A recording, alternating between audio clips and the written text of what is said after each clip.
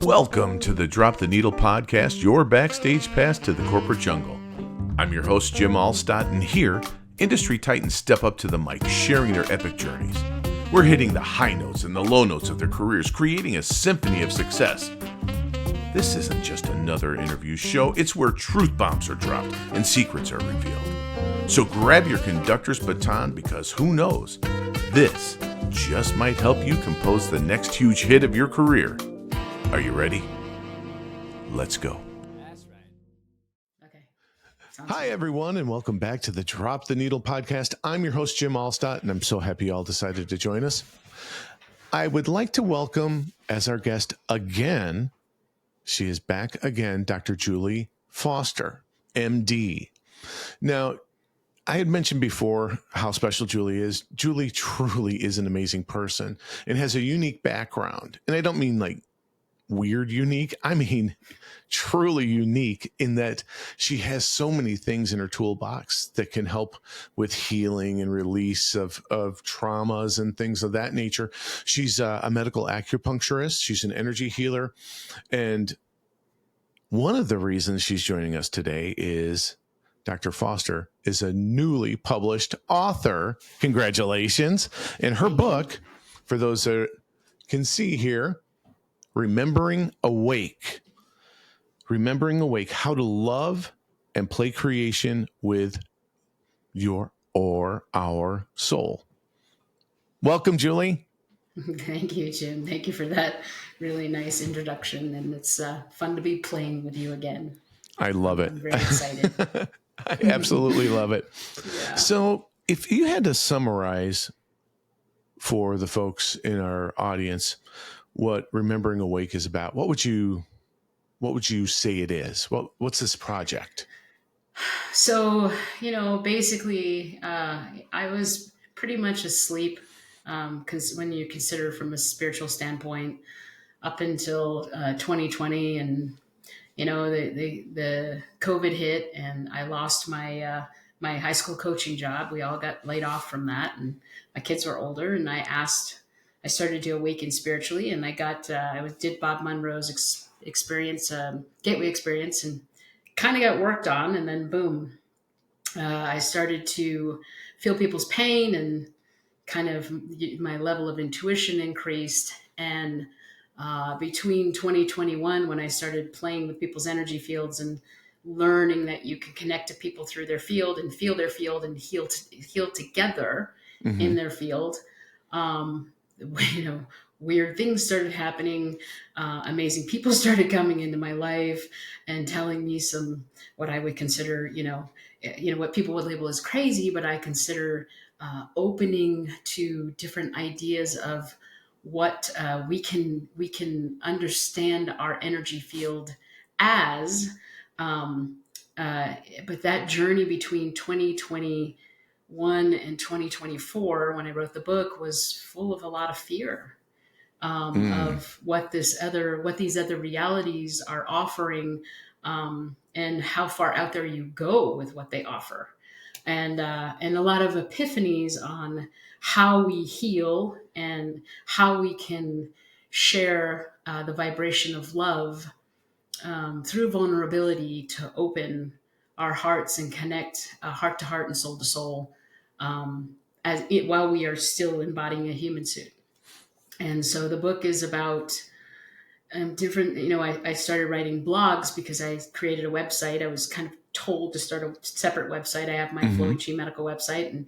And in the spring of 22, I was told by who knows, I don't know, to say, you got to start another website. I started Brighten All Souls. The idea of my patients and other people voluntarily telling their healing stories, because the healings that were happening were unbelievable. But nobody wanted to tell stories. So I started blogging. And the epiphanies I had in some of the blogs were amazing. And people really they're like, you can write really well. And then, because of my energetic explosion, so to speak, I started exploding energy out of me. And when I did that, I realized we can heal collectively through explosions like that. And And I, because of the experiences I had between 2022 and 2024 and what people were telling me I was doing, because I didn't know what I was doing, but everyone, Mm-hmm. people would see you do these things and you'd get hints about, hey, you're doing, you're kind of exploding consciousness out of your body. And I'm like, what? And so then because I had external validation from people that could understand what I was doing better than I could, um, I just started. I wanted to share how beautiful some of those exchanges were, and I would write a blog about the epiphany I would get either from interacting with what I consider my wisest guides, which are other souls in human suits, or Mm-hmm. kind of uh, wanting to express the different reality I was seeing through either an interaction with patients or just from what I was receiving from collective consciousness, to put it into a blog to say, hey, if you're stuck on this step of your path, of your journey, if you're cemented in anger, fear, just sadness, grief, like let's spin reality a little bit so we can shift the lens and maybe you can see it this way so you can love that step and then move Mm-hmm. on. Because, we can stay stuck as long as we want. We're going to collect the vibration that we're stuck in as long as we want. But if you can just shift how you see reality and how you feel reality and open that heart a little bit more, take those prison walls off your heart, you can move off of that step. And you can move off of that step with a wisdom you never thought you would understand or embody. And the whole thing, so there's so much that you just went through right there. And one of the things that like hit me in the forehead was you had these things. So it was almost like you had your own controlled experiment going on from the scientific aspect of things. And then, because that's your background, science, right? Medical doctor. Right. So then you had that controlled experiment from the scientific perspective. And then you had this other, I don't know if we call it experiment, but let's just for this discussion, call it experiment, where it was a spiritual, component that was added into that. And it's just like, okay, well, I don't know how this is happening or how I'm doing it. This is happening. So there was Right. no playbook for you essentially when this was going on. Exactly. And I think that's really important. Since I woke up at 50, basically, and really started playing with You're not this. 50. I'm going to have a birthday pretty soon. No. I'm way more than 50 now. Yeah. No. But when since I woke up at 50, you don't have the time I didn't have any spiritual gurus to have set all these rules in place. Right. Right. And yeah, so 20 years before that. Was, yes. Yeah. Right. No, if I had been awake my whole life, I would have 50 years of rules. And so I had no rules. And there was so much energy exploding out of me. I'm like, you can't contain it. You can't give it rules. And can't happen fast enough to give it a rule. Well, right. I mean, I just remember, I was really confused because people have, I have a lot of people that have a lot of faith in me about where I'm going, and they've been very kind and said very kind things to me. And they kind of can't understand how fast I've progressed in 4 years actually. And so, Heather Sprigg channels Archangel Michael, and one time Michael just kind of very kindly said to me, Julie, you were not allowed to awaken until the Earth's vibration reached a frequency where it was safe for you to awaken. And so, and that, again, I thank everyone. I mean, there are people that have been putting energy into the ley lines. There are these beautiful people who have been gently guiding souls to awaken and to love more. And because, people like my gurus, Gene Houston, Dr. Sue Morter, it should be Dr. Gene Houston, Jen Weigel's been connecting souls so we can feel comfortable awakening. I mean, if you go to my website, you'll see them. I mean, you've got Eckhart Tolle, you've got Deepak Chopra, you've got Michael Singer. I mean, you've got these amazing people, Michael Newton, who Also have very just cool gone, books. yeah, and just really awakened you, awaken the planet and the galaxy and the multiverse to we can love more. And so they raised the vibration so that I could wake up. And we could wake up. We could wake up. Mm-hmm. That's not I. If you every time you Right. say I, you suffer. It's we are I am is kind of my mantra. But I woke up at 50 with no rules. And in a time where the amount of energy that you can remember you are uh, becomes in so fast. Your bandwidth doesn't it increases at this rate that maybe the planet's never seen bandwidth increase. And so once you choose to remember, the capacity of who you are, the totality of who you are comes in at such a faster bandwidth because the frequency is higher. So I think the most important thing for me was no rules, because I never had a guru. Yeah, no constraints. I was just thinking, no No, constraints no along this boxing constraints. you in. And then Right. the other most important thing is, if I had awoken in when I started medical school in 1992, I wouldn't have been able to graduate. I would have been like, I would be like, this chick is nuts. She's not, like, and she's not going to graduate from medical school. So, but because Orderly.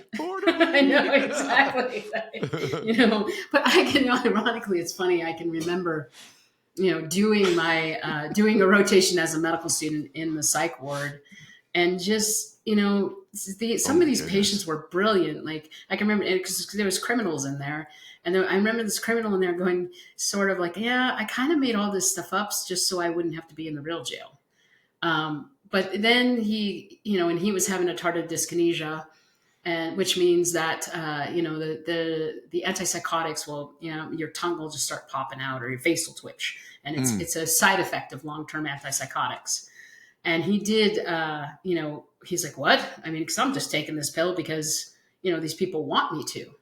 And that way I don't have to be in the real jail. I can be in the psych jail, which is way cooler and nicer and kinder. But when he did go off, Probably not wrong there, by the way. Right. No. Yeah. And he did go off his medication, and he started to have more of more what would be considered schizophrenic ideas. Episode. Okay. Right. Yeah. But right now, I consider schizophrenia kind of like a soul that's really awake, but they aren't able to come back in this dimension to kind of understand all the dimensions they're open to in a way that they can communicate effectively in this dimension. So we label them as schizophrenic because they stay out in other dimensions. So and you mentioned, go ahead. I'm sorry. Finish your thought, because I have a question about dimensions. So, and just I had read, from somebody else, or somebody else told me, like in places like India, a person who would be considered schizophrenic is considered a guru, because they know they're tapped into other dimensions. So they celebrate those people. That's an interesting perspective to have. I know that Pat Longo was saying that a lot of youth or young adults, let's say teens, preteens, are often diagnosed being bipolar, and they're the ones that have a lot of either psychic medium gifts or some sort of intuition that isn't properly diagnosed. And I suppose that's not always the case, but from what the statistics that she had said, it was, I think 80% or something like that were not truly bipolar. I think, again, I've been really able to focus my whole life. In fact, if I was ever studying for a test and someone would come and ask me a question, or even when I'm doing my work in charting and my MA asks me a question, I can't answer, because my mind is in the dimension of the paper I'm in, the book I'm in. And the world around me is not there. So it's in this one dimension where I can hyper focus. And then I kind of hear the question, and I'll kind of come back to this reality and then eventually answer. But sometimes it takes me a minute or two. And so that was that hyper focus was this amazing tool that helped me get through, medical school I can and see it being that. college and Right. just Life. absorbing information. Right. So you just go hyper focused into this one place, and it's amazing. And so when part of the awakening in maybe 2022 or 2023, I was reading like 3 or 4 books at once, and I was like, what the heck is going on with me? Like, I had ADD, and I did work fine. I mean, I was able to focus, but Right. I could not hyper focus anymore, so to speak, unless I really went within, inside. And really was kind of channeling energy. That became my new hyper focus. But when I was back into this reality, I would do, like I said, 3, 4 books at once and not finish them, which I'd never done. So for me, I'm like, oh my God, like I have ADD, which I realized was still a limited form of ADD. But I just had a conversation with someone that had an awakening at a very young age, at 16, and she had a very huge download in a church, and ended up going into a full-blown manic episode, and then waking up in a mental institution, restrained and drugged 2 weeks later because of the full-blown manic For episode. sure. Right. And was so scared that she's really probably been able to she's been scared to go back into that hyper awareness state because she's got a fear of going back into a mental institution. Right. You get punished for being awake, right? It's Pavlov's and so, right. experiments. And so I think now, again, like what we're discussing today, and what I have just discussed in my, when I gave my first presentation on my God particle live, was really these concepts and ideas that wouldn't have been able to be tolerated when this woman was 16, 30 plus years ago. Right. And so she ended up in and when I was, started medical school, but now being awake and being open to multiple dimensions, there's a better solution than, antipsychotics and drugging these people. I was just saying cutting and pills. Yeah, exactly. Yeah. Now you can go to a spiritual healer and they can help bring you in so you can embody all those vibrations at once in a way you can still speak in this dimension and still sleep in this dimension.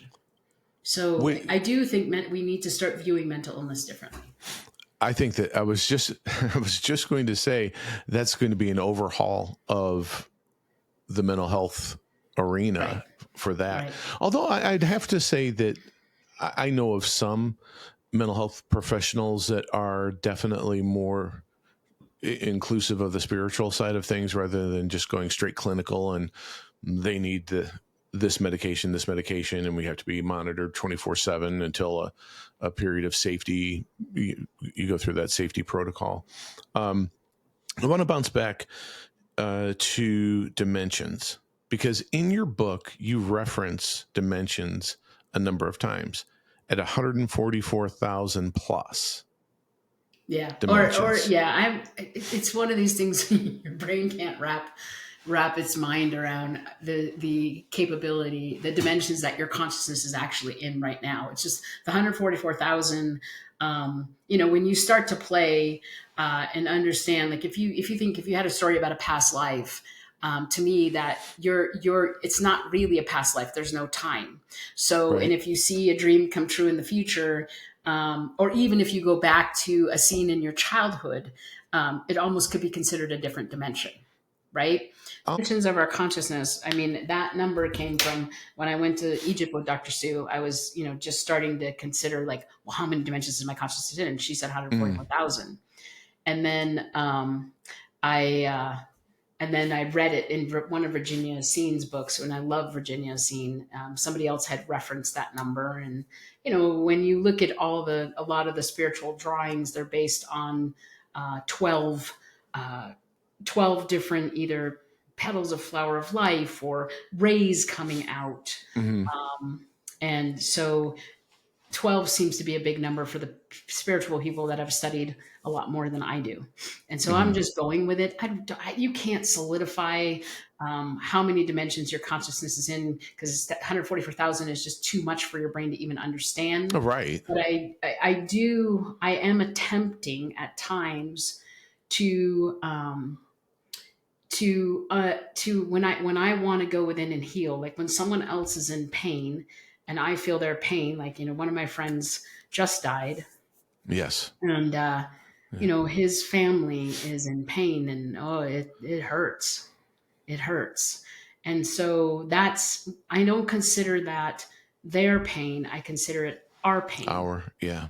And so when I'm in pain because they're in pain, because there's only one soul here, I try to go in and find the place in me that's in pain. It doesn't necessarily have to be in this dimension. I go searching, I ask to search all 144,000 dimensions of my consciousness to find the fire in that dimension that is causing pain, bring the water of my soul in to that dimension, alchemize that pain, put it into the earth that's in that dimension, and then have the earth bring her wood back into me, into this dimension, and connect me spiritually everywhere. And one time I was doing yoga with Dr. Sue, and water started pouring out of my belly, and I just let it. I imagined it could go into all 144,000 dimensions of my consciousness. Again, mix with all the fires of my emotions that are in pain in those dimensions, create earth in those dimensions, go in and grab the wood of those dimensions and bring it all back in, so I can bring my consciousness in totality into this body. Through all the elements. Through all the elements. Again, it's just a story. Every time we talk about a different way to do things, it's a story. And whatever story gets you to open your heart and love more and become vulnerable, that's the I think one it's you a want to pay guidebook, attention to. personally. That's what I view that as. When somebody has a different option, I think that it's almost a how to be spiritual for dummies. That would actually be a really good book. There probably is one, but I buy it. I would definitely be all over that. But yeah, so that's interesting. The 144,000 dimensions, the time that we're all in the same different. Oh, this is where I was going with that thought. So with the God particle, I don't want to call it is it called a theory or practice, God particle? So the God particle, to me, I came up with because, again, like I live in this beautiful spiritual area, and when I would go stand on hills that I consider pyramids because that's what they look like and that's what they feel like. Sure. Or when other people talk, or when I'm in healing, like literally light is exploding out of you. And so that I just name the photon in the center of me, which for me is between my, heart chakra and my solar plexus. So it's about somewhere in here. The xiphoid process. Yeah, just kind of under the xiphoid process. When that thing starts vibrating, and it's vibrating so hard, I cannot contain it.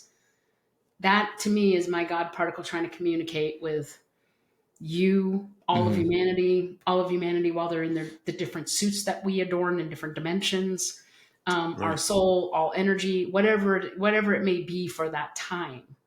And that's why, and the only thing, but it's this energy within you that doesn't actually exist. So it would be I consider it what would be the Higgs boson particle, the particle of energy that can communicate with all photons and all over the universe. And so that's why I call it the God particle. Because again, it goes back to that scientific definition of this particle called the Higgs boson particle, which other people have labeled the God particle. And gotcha. I just say it's God because, that's how that particle is labeled. Plus, when my patients are on the table and I ask them to tap into the consciousness that they consider their higher self, or, higher than them. And I ask them to say, I am in God, God is in me, we combine as one. And the God can be Yeshua, it can be Mother Mary, it can be, it's been the Hathors of sacred geometry for a male patient that I gave homework to recently, because he couldn't shut his mind up. And I said, you have to go home and shut your mind. Tell me what shuts your mind up when you come back in. That's and he awesome. did his homework, and he got on my table, and he's like, God, and he's like, Doc, I don't know if you're going to like this, but it's boobs. Boobs shut my mind up. I'm like, okay. So his is boobs. I'm like, he's tapping into his divine feminine. He doesn't even know it. That's awesome. You know That's what I like mean? But it's that's like a whatever broom. works.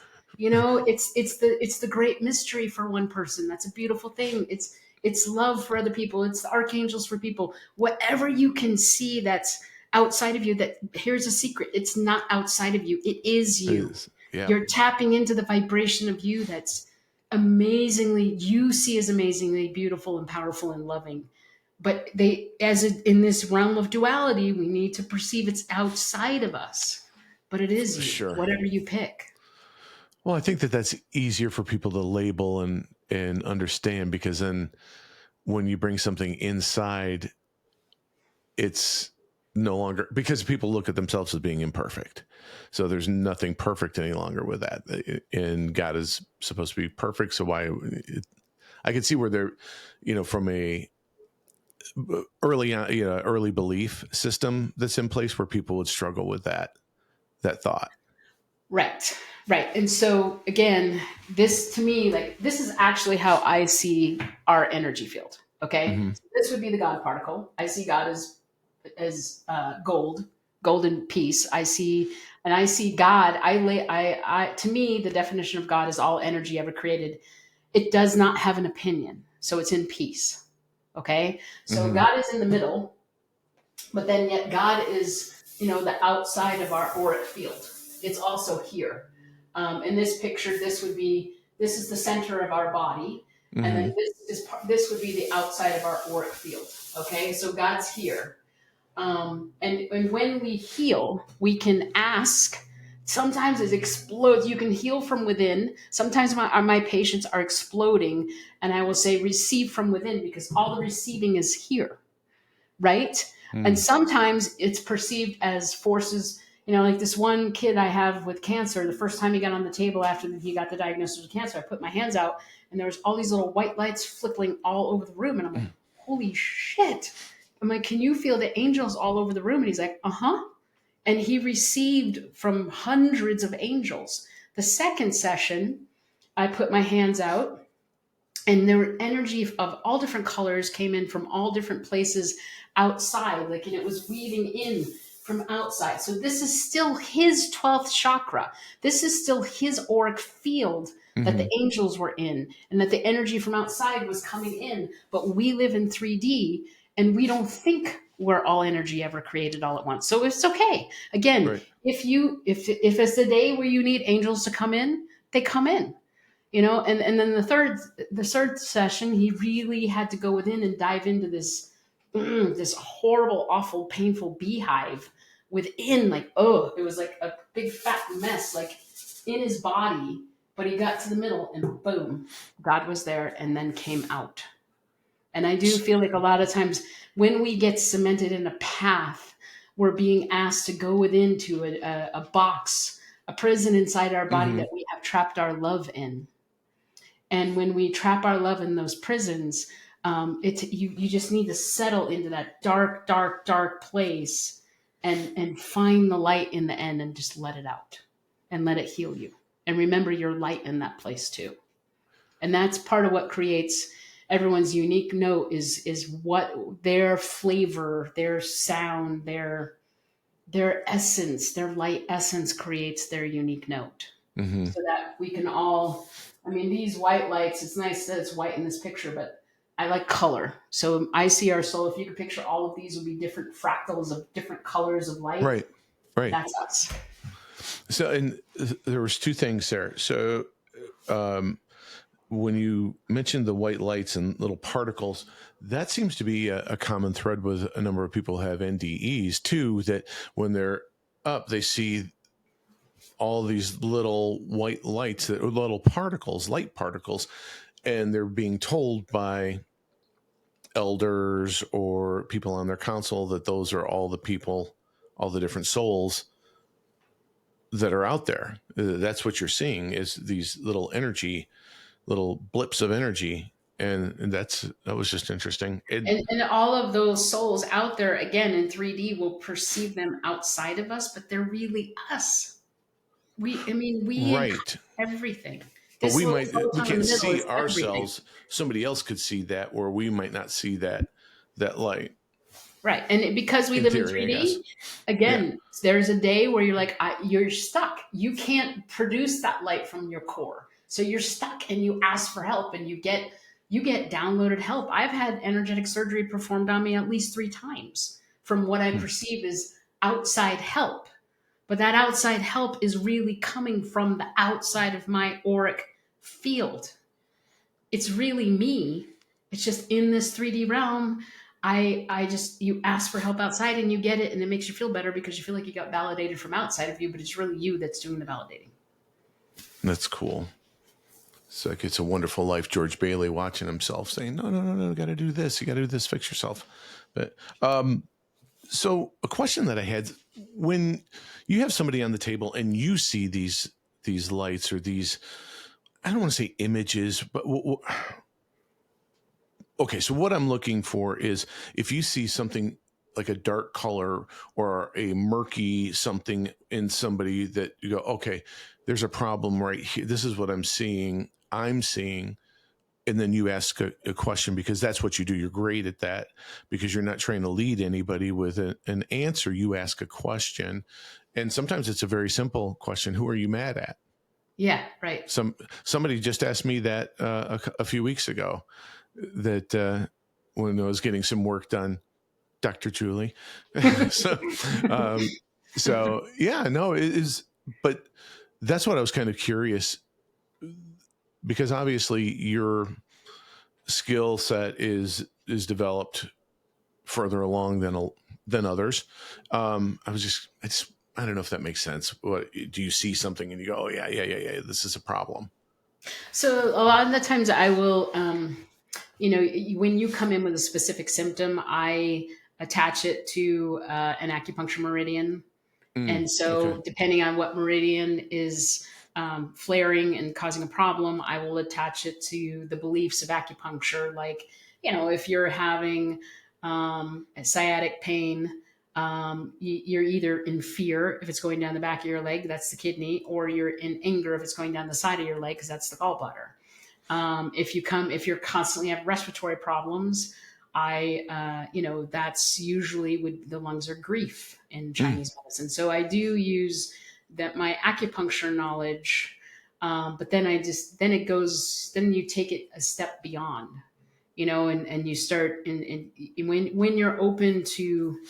Okay, so I just read this beautiful thing in I'm reading the web that has no weaver. Okay, so it's an ancient it's a translation of ancient acupuncture texts, and it's the quote I read is or I really got stuck with me is, wisdom infuses, it does not proclaim. Wisdom has some of the qualities of fear in that it has a relationship to the unknown, but unlike fear, it possesses a deep trust that the unknown eventually reveals an inevitable destiny. So it's when we are wise when we are completely in God's flow. I never dream, and I just had this dream I never dream, and so for me to remember a dream is like crazy.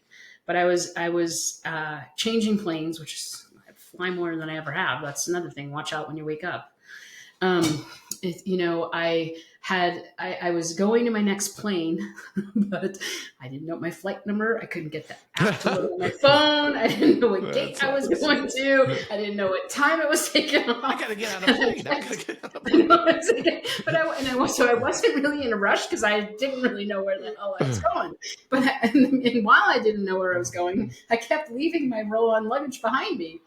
And one of my friends was there. I don't know who it was. And they were like, or other different people actually were, let me help you find your luggage. I'm like, yeah, if I find it, great. If I don't, I don't really need it anymore. And I don't know where the Material hell I'm attachments. going. That's So awesome. I'm like, it doesn't matter. I'm just kind of stuck in limbo in the airport until I get told where to go. And I was perfectly happy with that. Like I was perfectly grounded in that. So it's an analogy. Like I knew I was going to get back to Reno. I don't know how the hell I'm going to get there, but I'm going to be divinely guided, and I'm not going to worry about the stuff my past. And Right. I'm just gonna be in flow, and that is wisdom. It's not, when you are working on a patient, or someone in front of you, you can never, ever, ever understand collective consciousness and God. It's not going to happen. But if you surrender to it, and the surrendering is really hard, and it took years. That's what the book is about. The book is stories to help you to surrender so you can be in divine flow. The book is stories to help you trust and to help you empty your not enoughs so you can know Yeah. how beautiful you are, and you can just surrender. And when we surrender all together and we create together, because we're all surrendered into our note of God in wisdom together, watch out. That'll be a wonderful day, huh? Oh, it's already happened. But it's there. We just have to remember it's there. And even the way we created it in the past, quote unquote, the past future, or it might be different this time because we're in a different flow. We're in a different vibration of surrender Right. together. Right. Just like little streams going side by side of little energy streams, but one may be going at a different speed, one may be a different color, frequency, what have you. So they're going to get to different places at different times and different places, period. And you show up differently, I would imagine, as well. One of the things that in reading your book that and it was at the very beginning when Jen's introduction that she wrote for you was fantastic, but this is it. I also recommend using this book as an oracle, asking the divine, what do I need to focus on today? And then seeing what page you're inspired to open.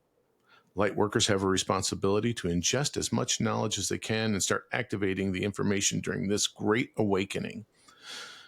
So treating this book like an oracle is pretty interesting. Did you try to, did you intentionally do that?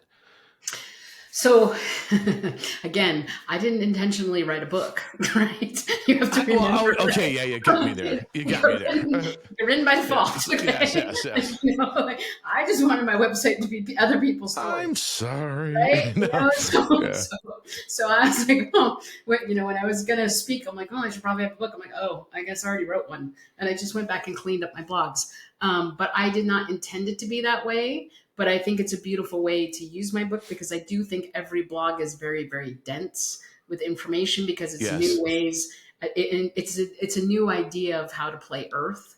And it's remembering that we can play Earth as a celestial being. It's a remembering that we can play Earth as the totality of our consciousness, and not only the totality of our consciousness, because the totality of our consciousness isn't necessarily loving. Okay, so I've been told you don't really like your human suit. I'm like, I'm not a fan of this thing, right? And I've been told you'd rather be a higher level alien, right? So again, what does a higher level alien mean, right? It just to me, a higher level alien would mean someone who had great wisdom and understood technology, and maybe they don't have a whole hell of a lot of compassion in there.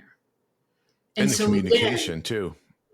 Right. So you come back in and go, okay, I've got that bandwidth in my totality, and I want to absorb what these entities, what my mind, I really do think our one mind is in all of those dimensions. I think it just changes the composition of how the frequencies it's able to understand, because in different dimensions, our mind has to work differently, right?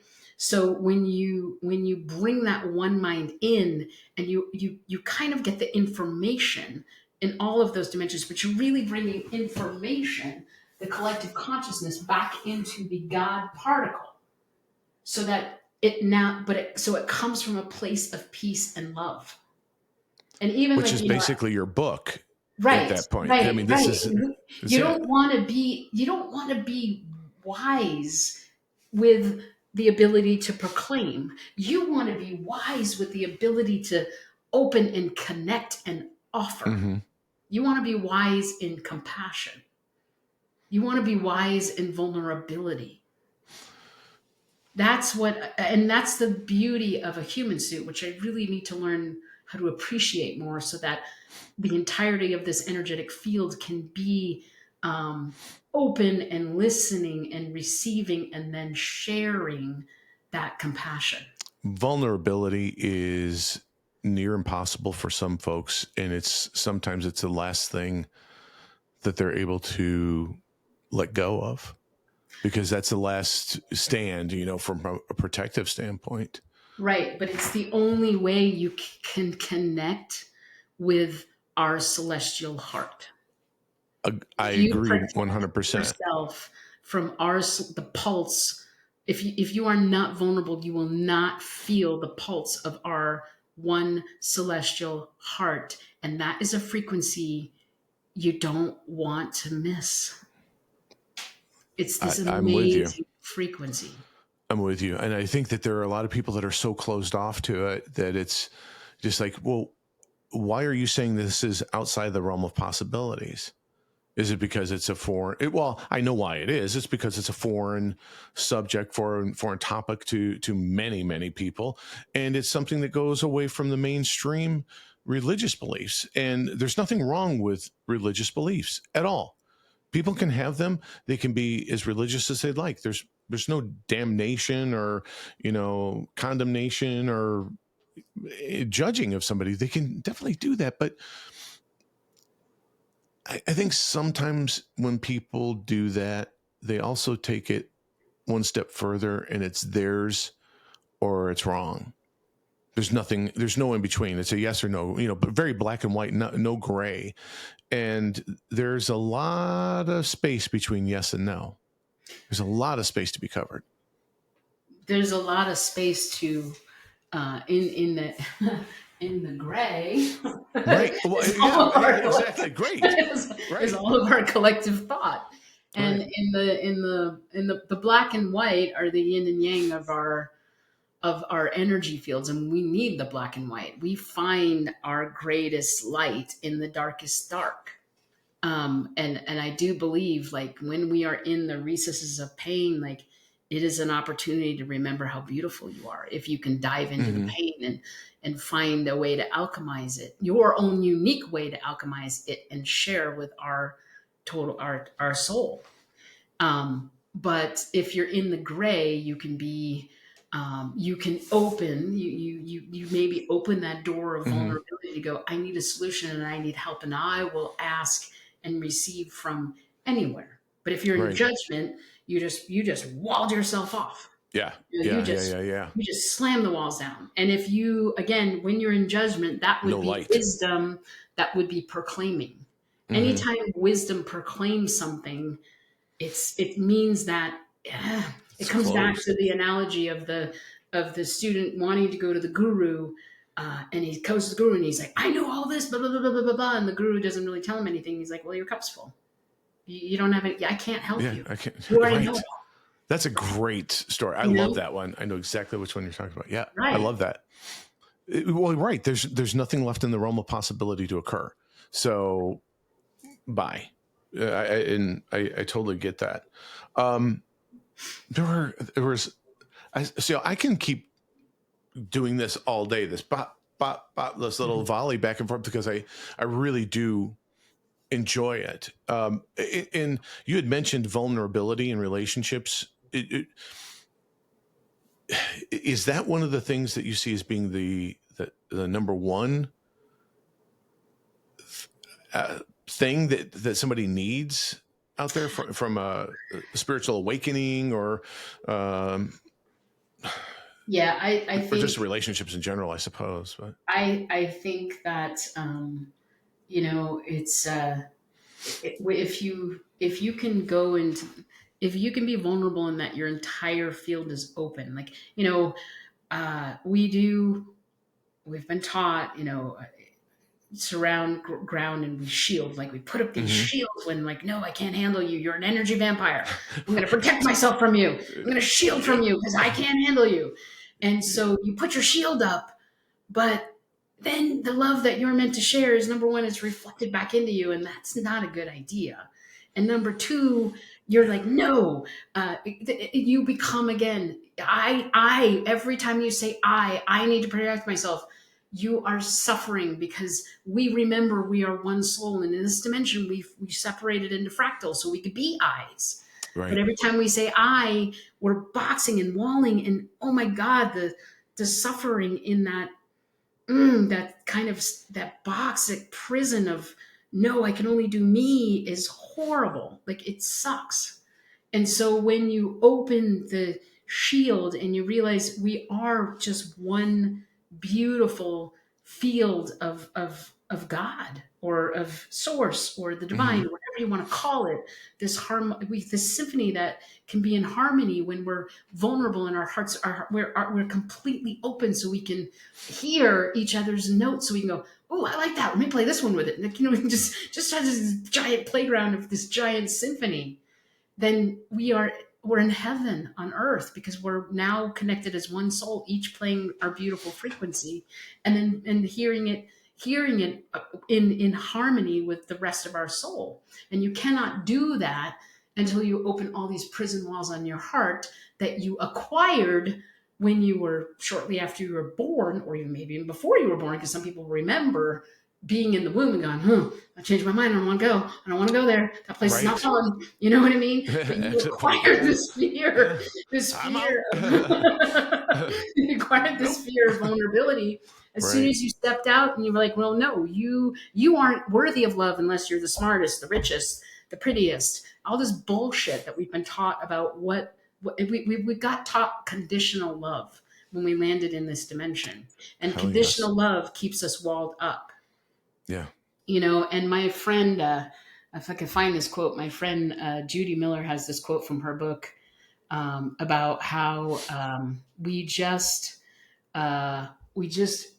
hoard our love, and we gotta stop. We're not meant to hoard love. It's this beautiful quote. I can't find it, but it's like love was meant to be shared, not hoarded. Her book's called I wish I could remember what the name of the book was. Well, Anyway, if you remember it, we'll put it in the show notes. in the show. Yeah. We can definitely do that. So, would you consider this? Well, this is going to sound funny, so bear with me. A self-help guide, or an instruction manual to life, or what? What would you consider this book for someone picking it up? Hopefully, stories and vibrations and codes that can help them remember how beautiful they are and how essential they are in this timeline, in this dimension, how their light is cherished and honored and loved, so that they could find a story or a vibration or a frequency in the book to feel vulnerable enough to start sharing their note with humanity and beyond. I love that. I love that.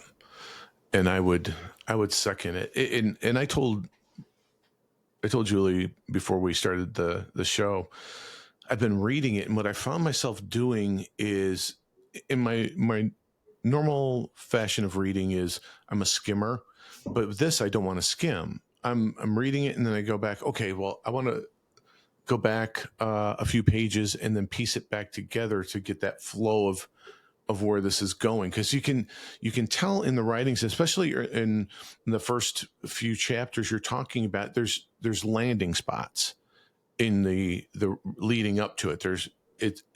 It has a progression in my mind. It's telling you, go from here to there, and then when you're here, you do this to get to there, and that's why I was saying it's almost like a roadmap to life and some of the things that you're experiencing. I truly think that it's that, but that's my perspective, or my And that's what you have made of it, and it's that beautiful. is.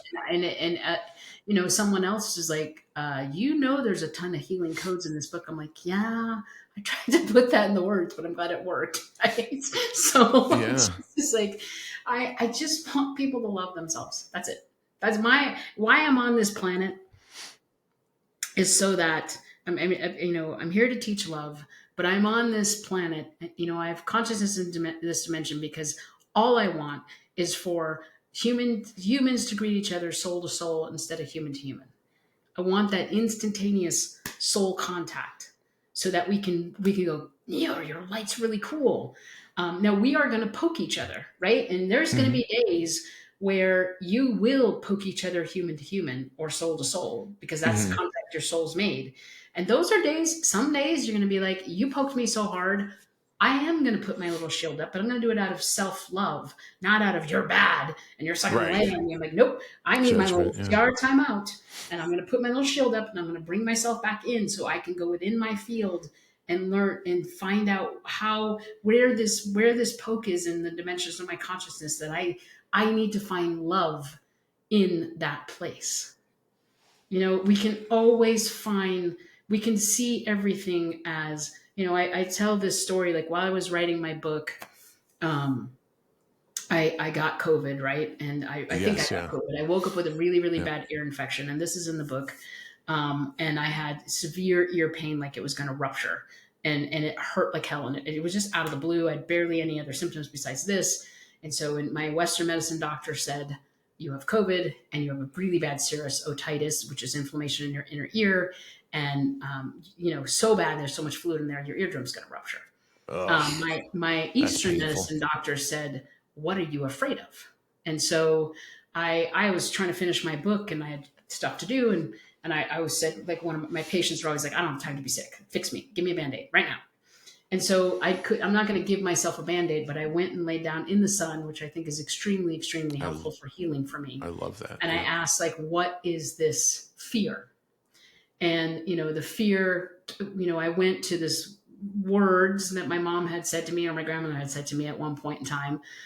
When you were 6 months old, you had an ear infection in the middle of the night, and your father said, "If you don't shut that kid up, I'm going to throw her down the stairs." Oh, yeah. And so I went to that vibration. Now, I picked a childhood where I would be checked out all the time, because I am not, I'm not too happy being human, although I'm trying to learn, because again, that's bringing those frequencies into the suit so the suit can function as effectively as possible.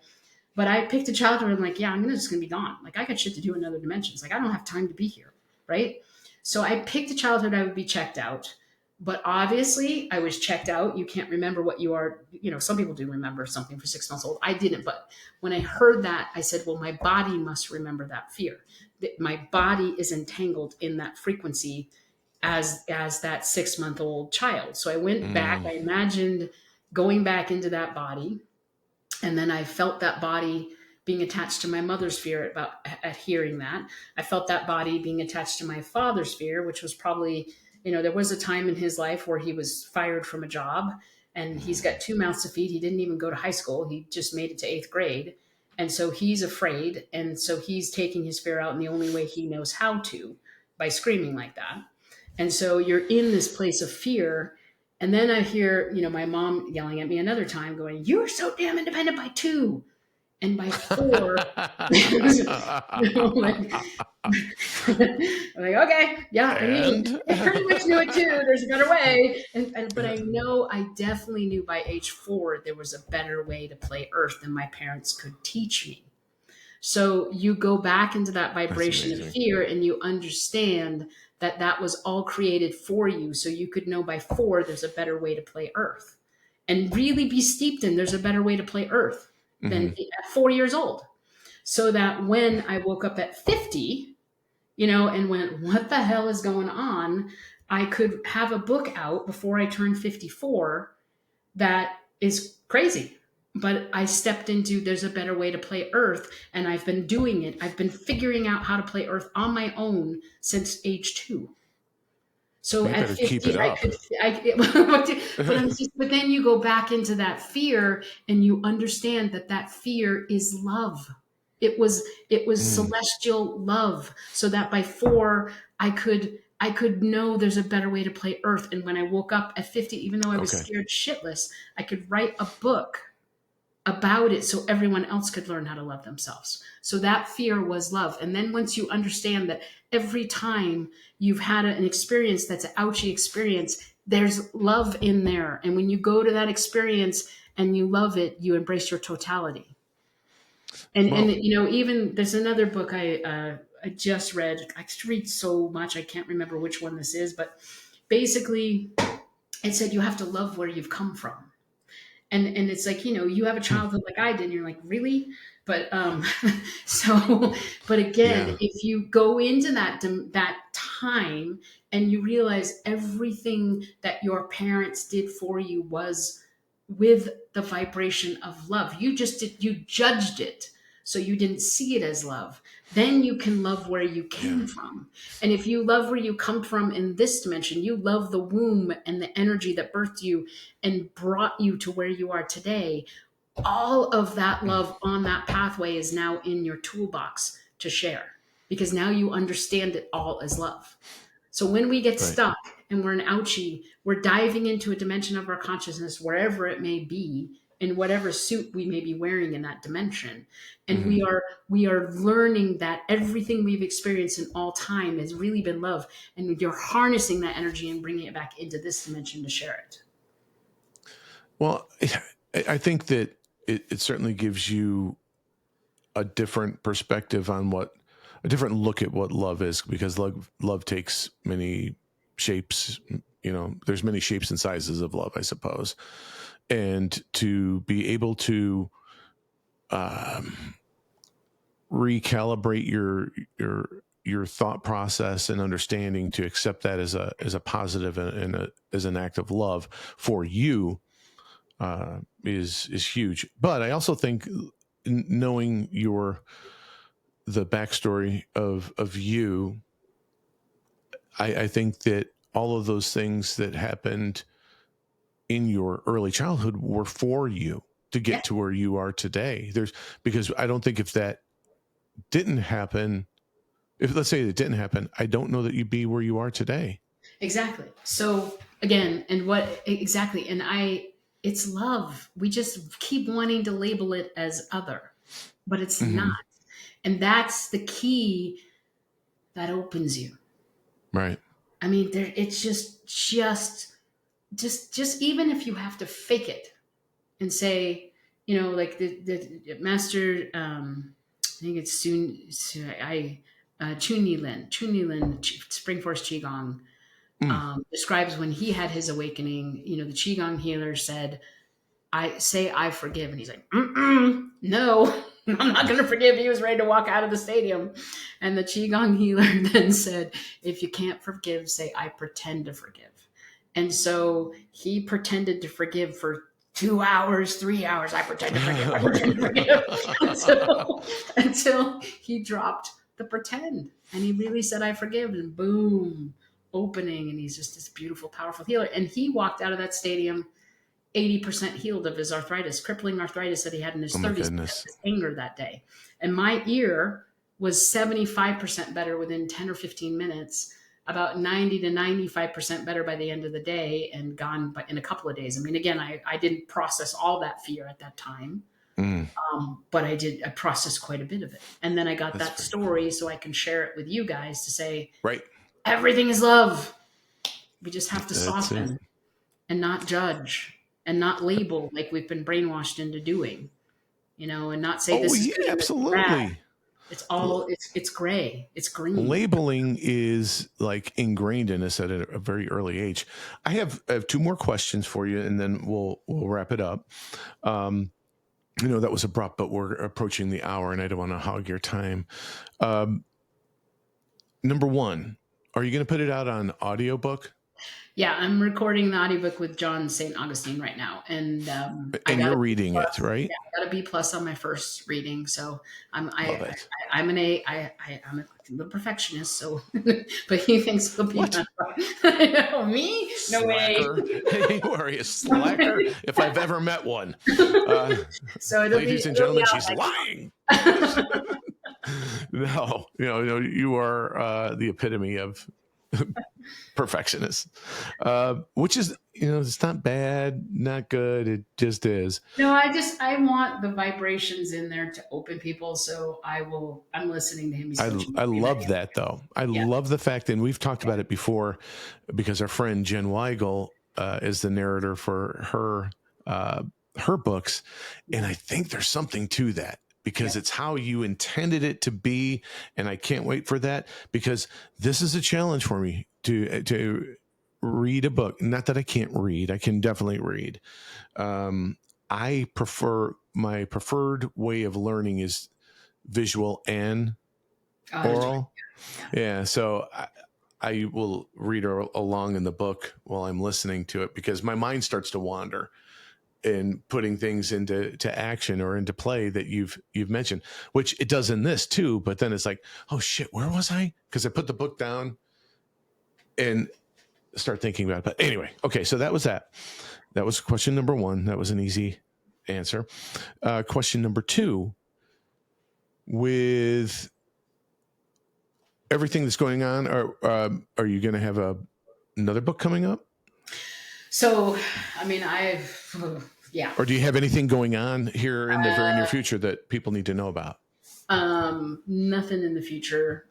If you want to play with me, I'm going to Transcendence in January with, Dr. Sue and Anina Morzani and Dr. Bruce Lipton and Greg Braden. So that should be fun. That's going to be a fun experience. But no, right now I am thinking of, I think I'm going to teach a class, the God Part of class online. Probably it'll be sometime in February. Great idea. And I will put that out on my social media websites. And if you're interested in taking the class and playing healing with me, I'm going to create that. I've been teaching for Jen, but the classes I teach for her, I don't think are long enough. I kind of want to go into maybe like a 3-hour session on a Saturday or something like that. Yeah. Well, and I definitely have another book in me. And this book was told from this perspective of my patients. And this next book, I think I'll be a little more vulnerable and tell it from my perspective. Your eyes. Yeah. Yeah. I like that. If you need somebody there to hold your hand, I'll do it. But it makes it hard to type then. Jim, look at my hand. No. That's my job. I can't. I've got a job to do. You just deal with it. No, so. I did find Judy's quote. Her book is called Perfect. And the quote is, though love is meant to be shared, we hoard it. Ooh.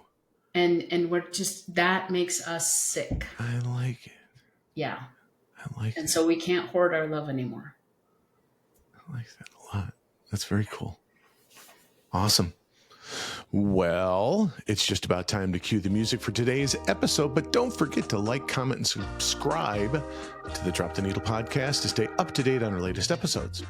I'd also like to take a moment to thank everyone again for tuning into today's show, and I hope you enjoyed this episode of the Drop the Needle podcast.